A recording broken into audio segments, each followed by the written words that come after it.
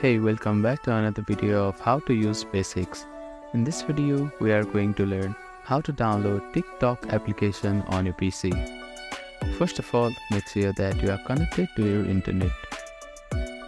Now, open up Microsoft Store on your PC. Make sure that you are logged into your Microsoft account. Now, at the search bar, type in TikTok and click on Enter. You can find TikTok application here.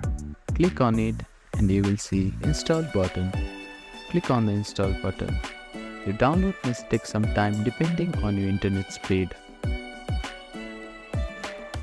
After the download is completed, click on Open to use TikTok application on your PC. Thank you for watching this video. Please do not forget to like, share and subscribe to our channel and comment down if you have any queries.